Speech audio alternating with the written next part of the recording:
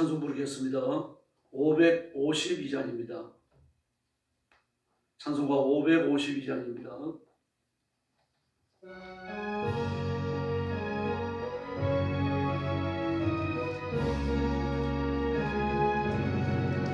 아침 해가 돋을 때 만물 신선하여라. 나도 세상 지낼 때에 햇빛 되게 앞서서 주여 나를 도우사 세월호 수한 곳에 모든 세상 지낼 때 햇빛 되게 앞서서 새로운 마음을 보람 있게 보내고 주의 일을 행할 때에 햇빛 되게 앞서서 주여 나를 도우사 세월호 수한 곳에 모든 세상 지낼 때 햇빛 되게 앞서서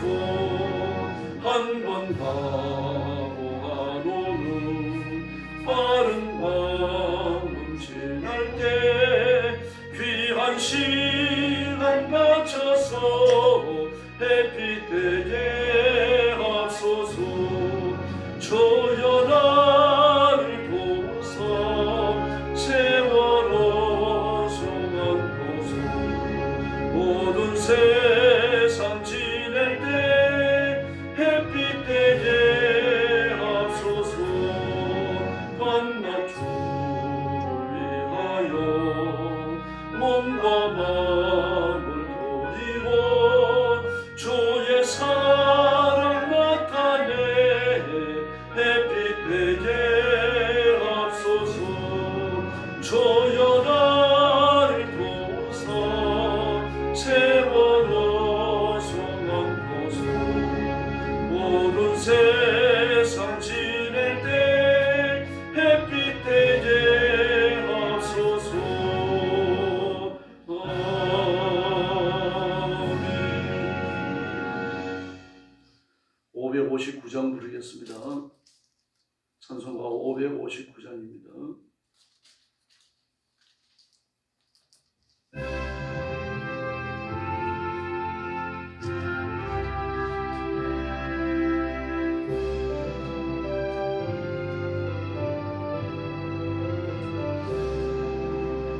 서철의 봄바람 불어있고 하나님 아버지 모셨으니 믿음의 반석도 든든하다.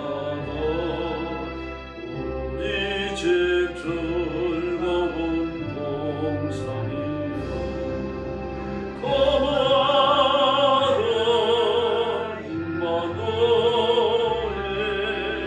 예수만 섬기는 우리 집 거마라 임마누엘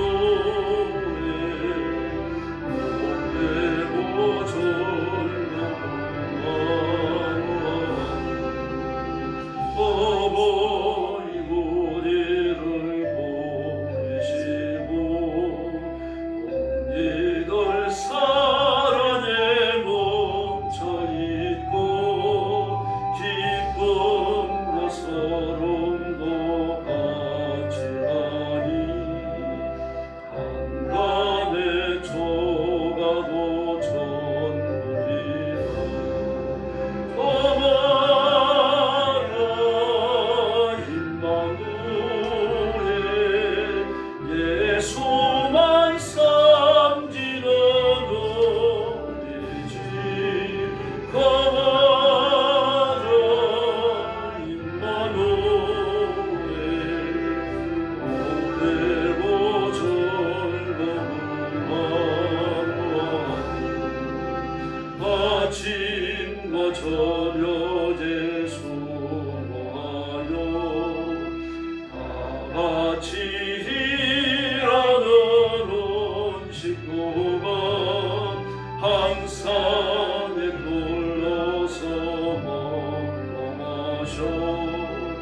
여기가 우리의 나무니라. 범하라 임마누엘 예수만 삼지라 너희 집 범하라 임마누엘 못되고 절라고 할렐루야. 네, 머리 숙여서 신앙 고백하겠습니다. 나는 전능하신 아버지 하나님 천지의 창조주를 믿습니다. 나는 그의 유일하신 아들 우리 주 예수 그리스도를 믿습니다. 그는 성령으로 잉태되어 동정녀 마리아에게 선하시고 본디오 빌라도에게 고난을 받아 십자가에 못 박혀 죽으시고 장사된 지 사흘 만에 죽은 자 가운데서 다시 살아나셨으며 하늘에 오르시어 전능하신 아버지 하나님 우편에 앉아 계시다가 거기로부터 살아있는 자와 죽은 자를 심판하러 오십니다. 나는 성령을 믿으며 거룩한 공교회와 성도의 교제와 죄를 용서받는 것과 몸의 부활과 영생을 믿습니다. 아멘. 자비로우신 아버지 감사합니다. 거룩한 시간에 저희들을 주 앞으로 불러주시고 구원의 하나님 앞에 경배와 찬양을 드리며 영광 돌리게 해주시니 감사합니다. 주 앞에 엎드리니 거룩하고 하나님의 은혜를 바라보는 간절한 마음으로 오늘 하루를 살게 하시고 하나님 앞에 순종하고 복받는 복된 날이 되게 하여 주시옵소서. 우리 중의 성도들에게 주님께서 손은자 안수하시고 하늘의 복을 주시며 성령의 권능을 덧입혀 주시옵소서. 오늘도 죽음의 전쟁터와 재난의 현장과 온 세상에서 복음 전하는 신실한 선교사님들 주의 종들 사랑하는 성도들을 기억하시고 눈동자처럼 지켜 보호하여 주시고 필요한 물질을 주시고 건강의 복을 주시고 필요한 사람들을 허락하여 주시옵소서. 자비하신 아버지 오늘 아침도 저희들의 말씀을 나눕니다. 성령께서 은혜를 주셔서 이 말씀을 정직하게 설교하시며 깨달아 알아듣는 귀를 열어주시며 하나님 앞에 말씀대로 살 것을 뜨겁게 다짐하는 귀한 시간이 되게 하여 주옵소서. 예수님의 이름으로 간절히 기도 올리옵나이다. 아멘. 네, 하나님 말씀 봉독하겠습니다. 마태복음 22장입니다. 1절 말씀부터 제가 먼저 봅니다. 예수께서 다시 비유로 대답하여 이르시되 천국은 마치 자기 아들을 위하여 혼인잔치를 베푼 어떤 임금과 같으니 그 종들을 보내어 그 청한 사람들을 혼인잔치에 오라 하였더니 오기를 싫어하거늘 다시 다른 종들을 보내며 이르되 청한 사람들에게 이르기를 내가 오찬을 준비하되 나의 소와 살진 짐승을 잡고 모든 것을 갖추었으니 혼인잔치에 오소서 하라 하였더니 그들이 돌아보지도 않고 한 사람은 자기 밭으로 한 사람은 자기 사업하러 가고 그 남은 자들은 종들을 잡아 모욕하고 죽이니 임금이 노하여 군대를 보내어 그 살인한 자들을 진멸하고 그 동네를 불사르고 이에 종들에게 이르되 혼인잔치는 준비되었으나 청한 사람들은 합당하지 아니하니 내 거리 길에 나가서 사람을 만나는 대로 혼인잔치에 청하여 오라 한데 종들이 길에 나가 악한 자나 선한 자나 만나는 대로 모두 데려오니 혼인잔치에 손님이 가득한지라 임금이 손님들을 보러 올새에 거기서 예복을 입지 않은 한 사람을 보고 이르되 친구여 어찌하여 예복을 입지 않고 여기 들어왔느냐 하니 그가 아무 말도 못하거늘 임금의 사환들에게 말하되 그 손발을 묶고 바깥 어두운 데에 내던지라 거기에서 슬피 울며 이를 갈게 되리라 하니라. 청함을 받은 자는 많되 택함을 입은 자는 적으리라. 이에 바리새인들이 가서 어떻게 하면 예수의 말에 올무를 걸리게 할까 상의하고 자기 제자들을 헤롯 당원들과 함께 예수께 보내어 말하되 선생이여 우리가 아노니 당신은 참되시고 진리로 하나님의 도를 가르치시며 아무도 꺼리는 일이 없으시니 이는 사람을 외모로 보지 아니하심이이다. 그러면 당신의 생각은 어떠한지 우리에게 이루소서. 가이사에게 세금을 바치는 것이 옳으니까 옳지 아니하니까 하니 예수께서 그들의 악함을 아시고 이르시되 외식하는 자들아 어찌하여 나를 시험하느냐 세금 낼 돈을 내게 보이라 하시니 데나리온 하나를 가져왔거늘 예수께서 말씀하시되 이 형상과 이 글이 누구의 것이냐 이르되 가이사의 것이니이다. 이에 이르시되 그런즉 가이사의 것은 가이사에게 하나님의 것은 하나님께 바치라 하시니 그들이 이 말씀을 듣고 놀랍게 여겨 예수를 떠나가니라. 부활이 없다 하는 사두개인들이 그날 예수께 와서 물어 이르되 선생이여 모세가 일렀으되 사람이 만일 자신이 없어 죽으면 그 동생이 그 아내에게 장가를 들어 형을 위하여 상속자를 세울지니라 하였나이다. 우리 중에 7형제가 있었는데 마지가 장가 들었다가 죽어 상속자가 없으므로 그의 아내를 그 동생에게 물려주고 그 동생과 둘째와 셋째로 일곱째까지 그렇게 하다가 최후에 그 여자가 죽었나이다. 그런즉 그들이 다 그를 취하여 부활 때에 일곱 중에 누구의 아내가 되리이까? 예수께서 대답하여 이르시되 너희가 성경도 하나님의 능력도 알지 못하는 고로 오해하였도다. 부활 때에는 장가도 아니가고 십짓도 아니가고 하늘에 있는 천사들과 같으니라. 죽은 자의 부활을 논할진대 하나님이 너에게 말씀하신 바 나는 아브라함의 하나님이요 이삭의 하나님이요 야곱의 하나님이로다 하신 것을 읽어보지 못하였느냐 하나 하나님은 죽은 자의 하나님이 아니요 살아있는 자의 하나님이시니라 하시니 무리가 듣고 그의 가르치심에 놀라더라. 예수께서 사두개인들로 대답하시옵게 하셨다면 바리새인들이 듣고 모였는데 그 중에 한 율법사가 예수를 시험하여 묻되 선생님 율법 중에서 어느 계명이 크니까? 예수께서 이르시되 내 마음을 다하고 목숨을 다하고 뜻을 다하여 주 너의 하나님을 사랑하라 하셨으니 이것이 크고 첫째 되는 계명이요 둘째도 그와 같으니 내 이웃을 내 자신과 같이 사랑하라 하셨으니 이 두 계명이 온 율법과 선지자의 강령이니라. 바리새인들이 모였을 때에 예수께서 그들에게 물으시되 너희는 그리스도에 대하여 어떻게 생각하느냐? 누구의 자손이냐? 대답하되 다윗의 자손이니이다. 이르시되 그러면 다윗이 성령의 감동에 대해 어찌 그리스도를 주라 청하여 말하되 주께서 내 주께 이르시되 내가 내 원수를 내 발 아래 둘 때까지 내 우편에 앉아 있으라 하셨도다 하였느냐? 다윗이 그리스도를 주라 칭하였은즉 어찌 그의 자손이 되겠느냐 하시니 46절 같이 봅니다. 한마디도 너희 대답하는 자가 없고 그날부터 감히 그에게 묻는 자도 없더라. 아멘. 22장은 예수님과 관련된 여러 가지 논쟁에 대해서 기록하고 있습니다. 혼인잔치에 관해서 또 황제에 바치는 사익 세금에 대해서요. 그리고 부활에 대한 논쟁, 또 가장 큰 계명이 뭐냐, 그리고 그리스도의 영적 신분에 관한 논쟁이 나타납니다. 예수님이 말씀을 교훈하시고 여러 가지 사건들을 책에 쭉 기록하는 이유는 오늘 41절 이하에 나타나는 것처럼 예수는 메시아라고 하는 사실을 가르치기 위해서입니다. 오늘 본문에 나타나는 모든 말씀들이 예수님이 주님이시라는 것을 증명하고 있죠. 혼인잔치 비유를 보면 하나님 나라는 왕이 자기 아들을 장가 보내려고 잔치를 베푼 사건에 비유할 수 있다라고 말씀을 하십니다. 왕이 잔치를 열었어요. 이게 유대주의적 인간관에서 본다면요, 누가 초대되어 올지 친정할 수 있는 겁니다. 아무리 좋은 잔치라고 하더라도 자기 지위와 어느 정도 레벨이 맞는 사람들이 초대되어져 옵니다. 그 이하로 떨어지는 사람들은 오지 않아요.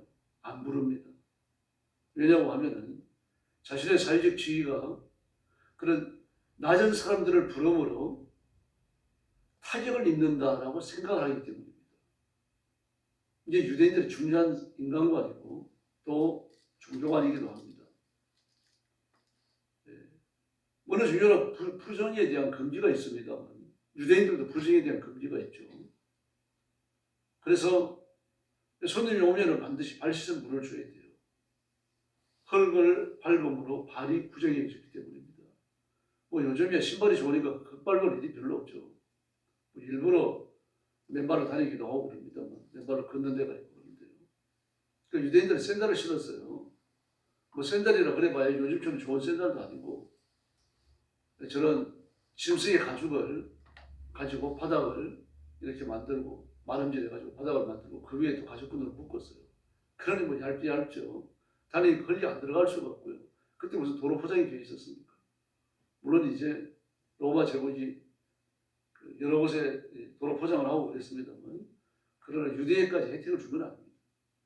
그 예루살렘이라고 우리가 수도지만 늘 흙먼지가 풀풀 나는 그런 곳이고 비가 오면은 또 다니기 어려운 그런 곳이에요. 그 흙은 부정한 것이죠.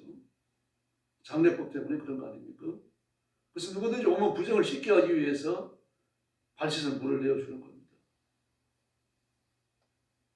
이제 이런 것들은요. 부정이 우리 집에 들어오면 우리 집이 부정해진다. 우리는 성령 충만하고 믿음에 굳게 서 있고 하나님을 따라 살기 때문에 부정을 몰아낼 수 있다. 이런 생각을 못하는 겁니다. 유출병을 앓는다든지 온병을 앓는다든지 나병을 앓는다든지 성경에서 금기시하는 결혼시하는 그런 질병이 있죠. 그런 질병이 걸린 사람이 만졌던 물건도 터치해서는 안 됩니다. 물론 그런 사람과 터치돼서도 안 되고요. 그 사람의 부정이 올라온 거라고 생각해요. 내가 가진 거룩성 하나님의 은총과 자비의 성령의 본능이 강하기 때문에 내가 그 부정을 이겨낸다라고 생각을 못하는 겁니다. 이런 것들이 인간을 이해하는 밑바닥 지식이 되어져요. 그래서 내가 잔치를 열고 초대할 때도 나보다 격이 낮은 사람이 오면은 나의 사회적 지위와 인격에 손상을 입는다고 생각을 하는 겁니다. 그러므로 자기와 레벨이 같은 사람 아니면 높은 사람이 오는 거예요. 그런데 왕이 초청을 했습니다. 그럼 누구를 불렀겠습니까? 단순히 권력자들이죠. 돈 있는 사람들이죠. 이름이 알려져 있는 사람들 왕에게 초대받아도 왕이 손상을 입을 일이 없겠다고 생각되는 그런 사람들이 오는 거예요. 그런데 아무도 오지 않는 겁니다. 그런 사람을 청했는데. 그래서 왕이 화가 나는 겁니다. 그래서 그들에게 어떻게 합니까?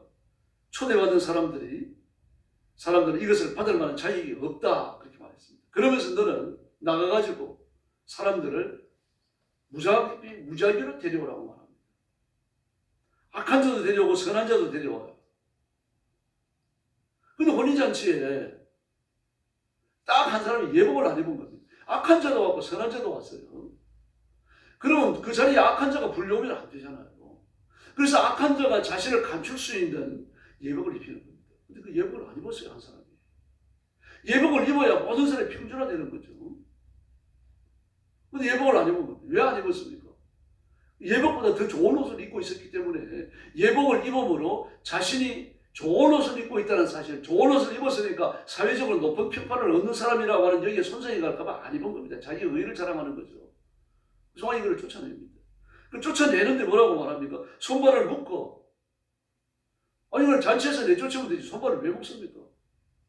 어두운 데 내어 던지라. 거기 살피우면 일어날 것이다. 시부의 신분을 염두에 둔 표현이죠.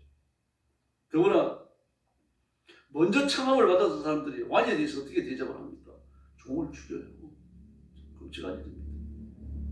종들을 붙잡아서 모욕하고 죽입니다. 왕이 노예가지고 군사를 보내서 그들도 다 죽여요. 그러므로 초대받았다가 거절한 사람들이 처하는 결과나 초대되어져 들어왔다가 내쫓긴 사람이 처한 결과나 다 똑같습니다. 그러므로 이 비유의 말씀을 들을 때 유대인들은 목을 숙여야지. 처한 분은 누굽니까? 하나님이시죠. 아들은 누굽니까? 예수님이시죠. 일일이 설명해 주지 않더라도 유대인들은 처음부터 떠올립니다. 왜 그렇습니까? 그 사람들 구약 성경에 환한 사람들입니다. 또 자신들의 삶의 정환에서 말씀이 전해지고 있거든요. 그대로 알아들어요.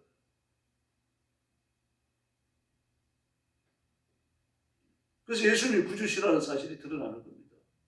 근데 그 예수님에 대해 반감을 가질 수밖에 없잖아요. 도대체 지가 누군데 우리에게 삶과 죽음을 결정하는 그런 권세를 가지고 군림한단 말이에요.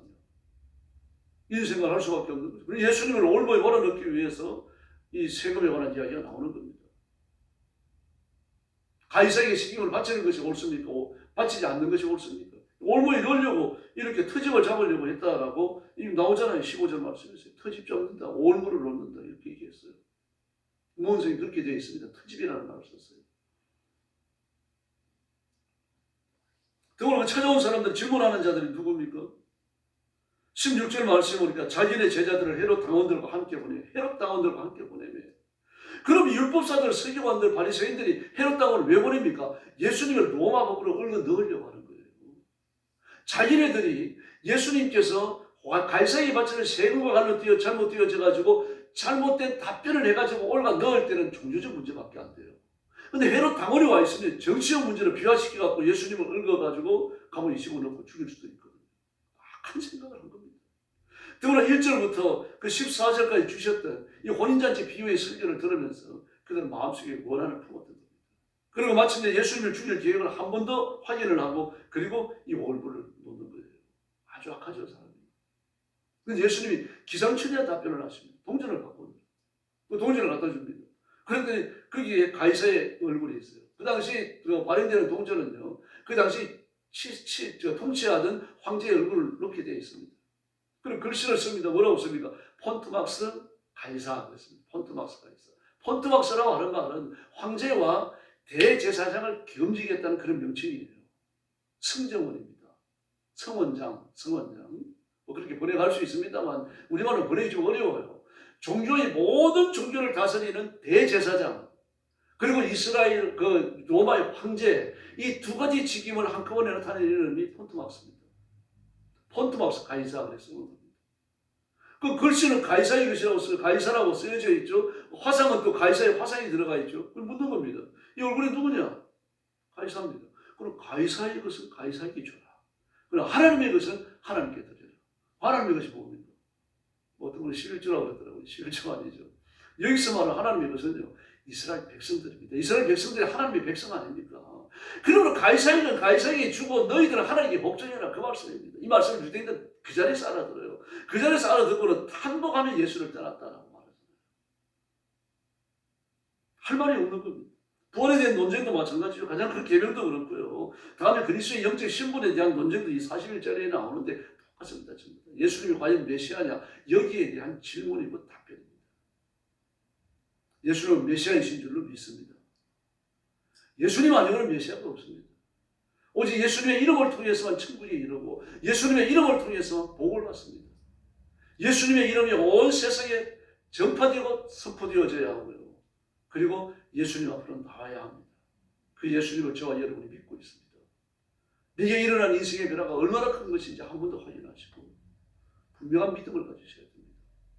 예수님을 우리를 구원하시고 내어주신 하나님께서 예수님 이외에 다른 것을 왜 주시지 않겠느냐. 이 12제자들의 깨달음이죠. 바울의 깨달음입니다. 그 고귀한 것을 내어주신 하나님께서 어떻게 다른 것을 아끼겠느냐. 그러므로 오늘 새벽부터 기도하실 때 이런 마음을 물처럼 쏟아가면서 마음껏 풀어주시길 바랍니다. 예수님을 주셔서 구원받은 것 다시 한번 감사하고 그리고 여러분 인생에 짊어진 그 짐들을 주님 앞에 내려놓고 기적을 청하시길 바랍니다. 그리고 하나님이 주시는 새 은혜와 새 능력과 뜨거운 확신 속에 일어서는 축복의 새벽이 되기를 예수님의 이름으로 축원합니다. 기도하겠습니다. 자비로우신 아버지 하나님 감사합니다. 오늘 아침도 귀한 말씀을 통해서 저희들을 격려하시고 힘주시니 감사합니다. 이 말씀처럼 우리의 구주는 예수님밖에 없고 우리는 예수 믿어 구원받고 하나님의 자녀가 되었으니 진심으로 감사합니다. 내게 일어난 이 놀라운 사실 우주적 사건을 날마다 묵상하고 때마다 묵상하고 주님 앞에 감사를 그치지 않는 저희들이 되게 하여 주시옵소서. 우리 죄를 사하시려고 독생자 예수님을 내어주신 하나님 어떤 것을 저희를 위해서 아끼시겠습니까? 그러므로 오늘 새벽 부러지는 저와 성도들의 간구와 기도를 들으시고 넘치는 은혜를 되짚혀 주시기를 바랍니다. 인생의 무거운 짐을 내려 주시옵소서. 우리 인생을 무겁게 하는 문제들을 다 꺾어 주시기를 원합니다. 자유케 함을 주시고 하나님의 넘치는 은총과 기적 같은 축복을 허락하여 주시옵소서. 성령의 권능을 부어주시고 연약한 성도들을 다 치료하시고 강건케 하시고 질병에서 노연하게 하여 주시기를 바랍니다. 물질에 갇혀있는 성도들을 자유케 하여 주시고 풍성한 물질을 허락하여 주옵시기를 간절히 원합니다. 그래서 건강과 물질로 하나님의 영광을 드러내며 전도하여 영혼을 건지는 소재로 삼고 하나님 앞에 쓰임받는 종들이 되게 하여 주시옵소서. 성도들 가정마다 복을 주시고 우리 교회도 부흥하며 번성하며 장대하며 하나님의 큰 일을 감당하는 깨어있는 교회가 되게 하여 주시옵소서. 성도들의 기도와 교회 위에 불을 주시옵소서. 대통령과 민족을 주님 앞에 맡깁니다. 눈동자처럼 지켜주시기를 바랍니다. 하나님의 의가 나타나는 대한민국이 되게 하시고 온 세상의 끝까지 세상 끝까지 이르러 복음 전하는 대한민국이 되게 해주시고 세상의 가난한 나라와 민족을 먹여 살리는 대한민국이 되게 하여 주시옵소서. 자비하신 하나님 아버지, 오늘 새벽도 기도하러 왔사오니 기도의 새 능력을 부어주시기 원하오며 예수님의 이름으로 간절히 기도 올려옵나이다. 아멘. 주기도 드리겠습니다. 하늘에 계신 우리 아버지, 아버지의 이름을 거룩하게 하시며 아버지의 나라가 오게 하시며 아버지의 뜻이 하늘에서와 같이 땅에서도 이루어지게 하소서. 오늘 우리에게 일용할 양식을 주시고 우리가 우리에게 잘못한 사람을 용서하여 준 것 같이 우리 죄를 용서하여 주시고 우리를 시험에 빠지지 않게 하시고 악에서 구하소서. 나라와 권능과 영원히 아버지의 것입니다. 아멘. 합심 기도하겠습니다. 자비하신 아버지 하나님, 오늘 감사합니다. 오늘 아침에 저희 복을 주셔서 하루가 시작되기 전에 하나님 앞에 예배하게 하시니 감사합니다.